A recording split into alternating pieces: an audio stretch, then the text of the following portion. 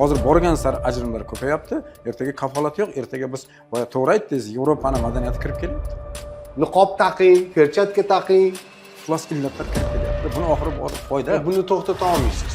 Bu shunaqa bo'lib kelgan. Hozirgi jamiyatda buni to'xtata olmaysiz, o'zgartira olmaysiz. Siz aytayotgan eski uzumlar bor-ku, u eskirdi. Qurayotgan, oila qurayotgan qiz ham, yigit ham aslida Assalomu alaykum azizlar. Shifo gazetasida navbatdagi mehmon O'zbekistondagi taniqli psixologlardan biri Alisher Nosirov. Alisher aka bu bolalar va oila psixologiyasi bo'yicha yo'nalishda ish olib boradilar. Shuning uchun kelishsakda bugun aynan shu oila va bolalar ruhiyatida gaplashsakda, keyingi paytda kuzatishimiz bo'yicha ajrimlar juda ko'paydi.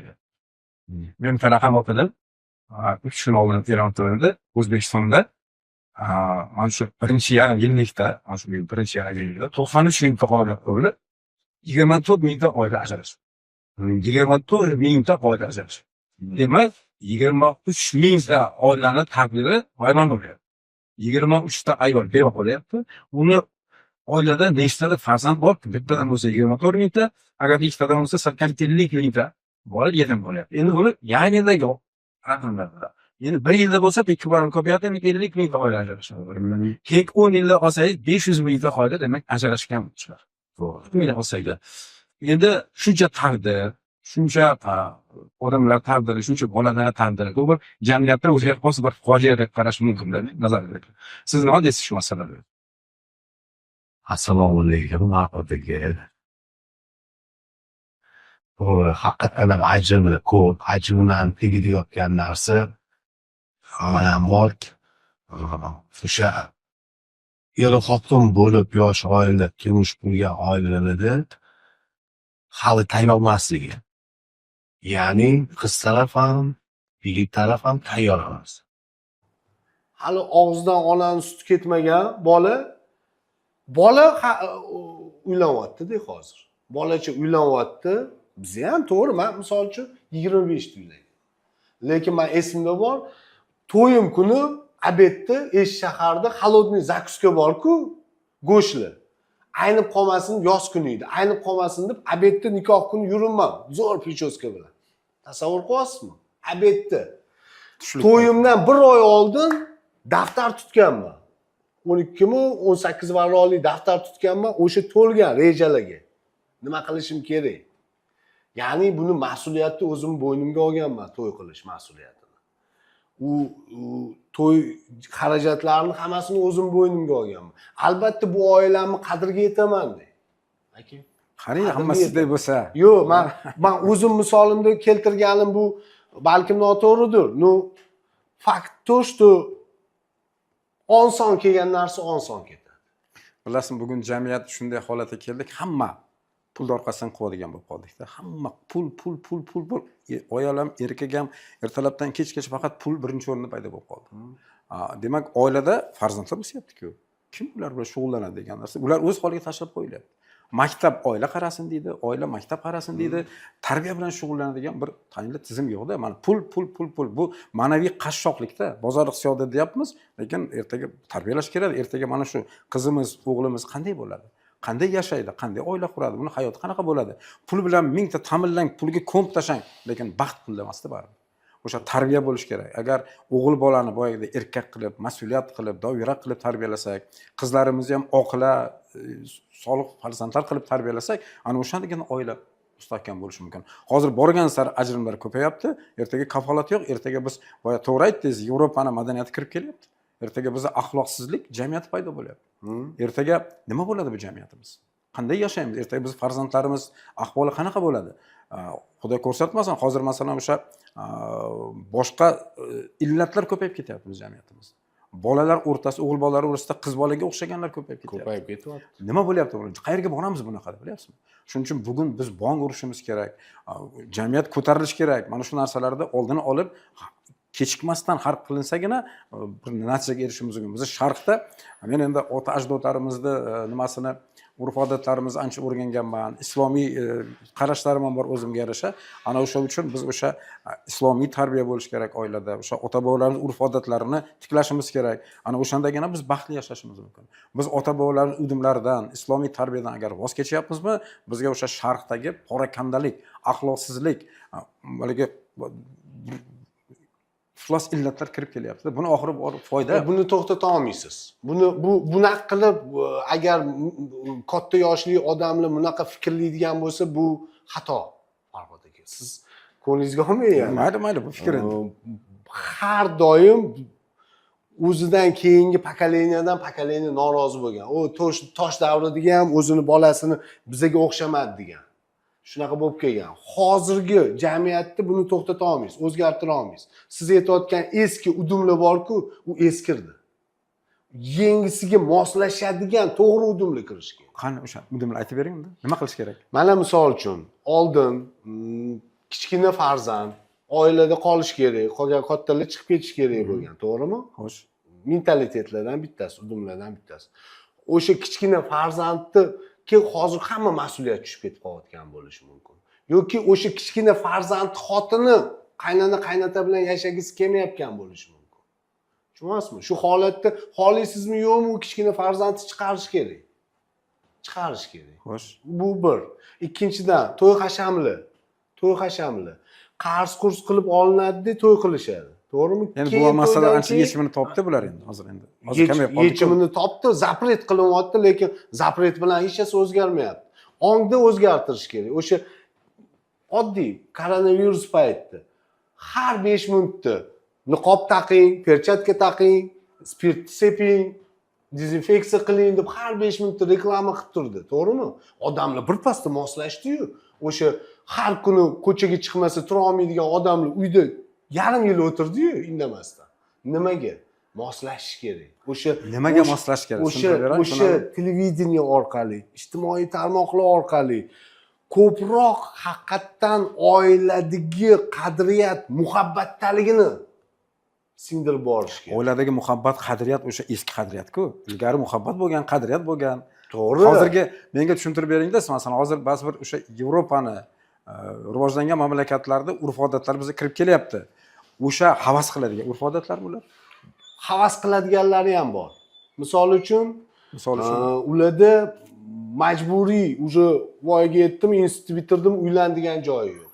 Qizlarni ham o'ziga qo'yib berishgan, o'ziga qaror qabul qilishadi. Qachon uylanish, qachon erga tegish qarori. Bu meni fikrimcha to'g'ri qaror deb hisoblayman.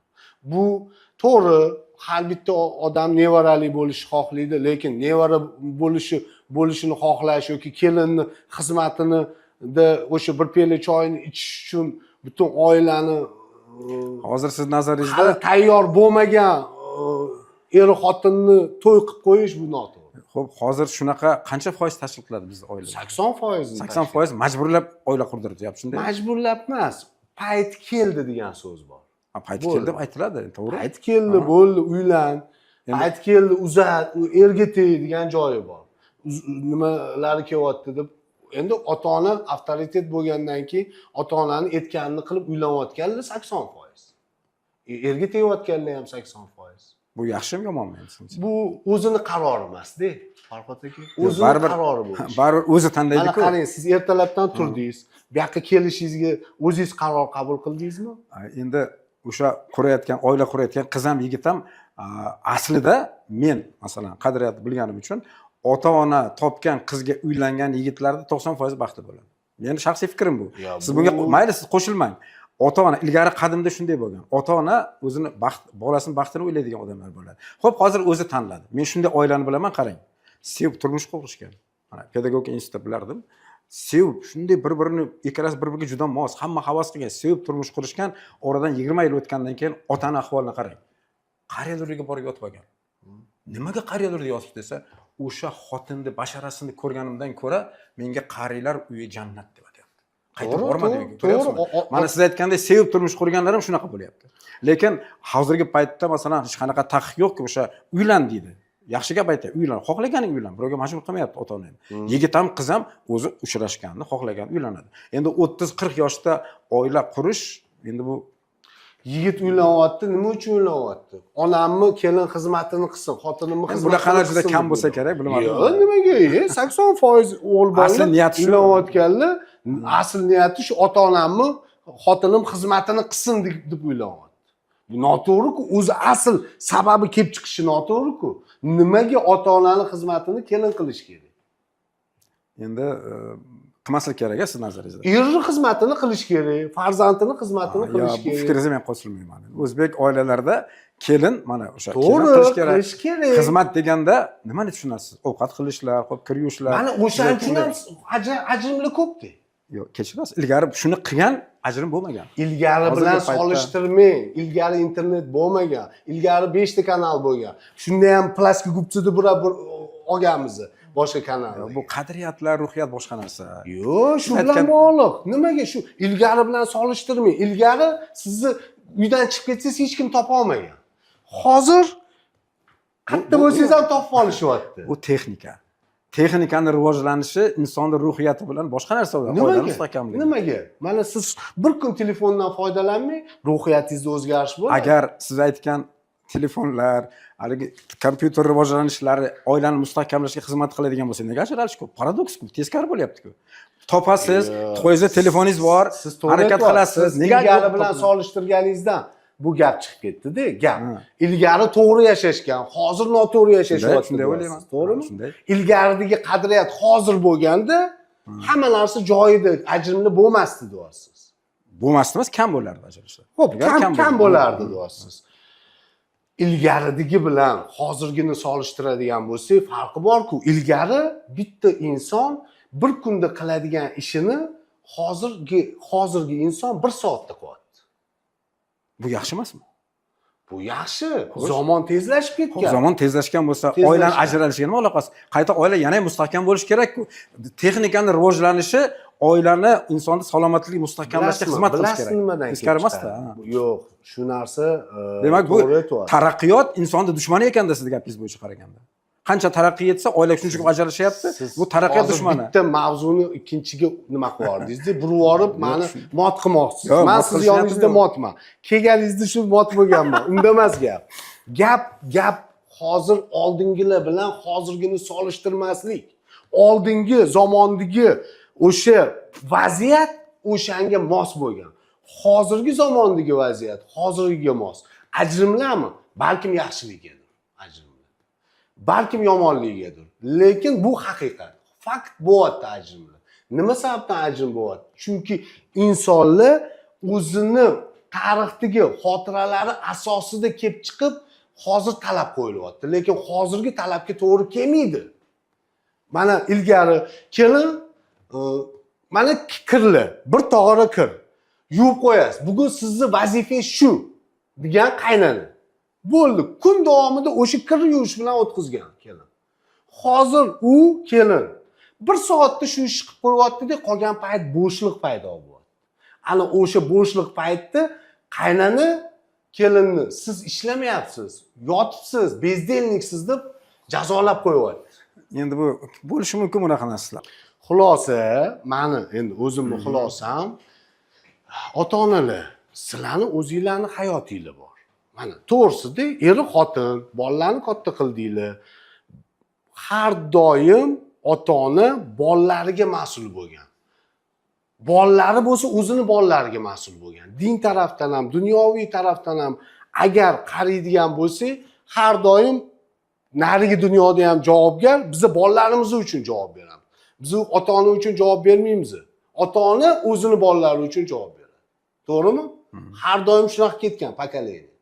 Teskarisi bo'lmagan. Xuddi shunga o'xshab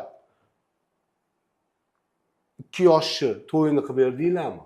O'zingizlarning hayotinglarni kechiringlar. Er xotin bo'lib.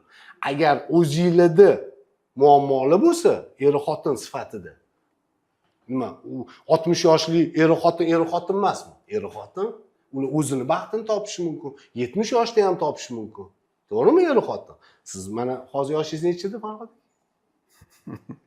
Sir bo'lib qola qolsin. Xo'p, men aytmoqchiman. Ajablanib qolasiz. Xo'p, men aytmoqchiman, har bir yoshchi o'zini shirini bor, o'zini hikmati bor. agar o'zaro bir-biridan недовольный bo'lsa o'sha er xotin, boshqa o'zidan keyingi pokoleniyadagi bolalarning hayotiga aralashaveradi. Agar o'zidan довольный bo'lsa, xotini ham, eri ham, ularga kerak emas ularga. Bular tarbiyalab katta qilib qo'ydi.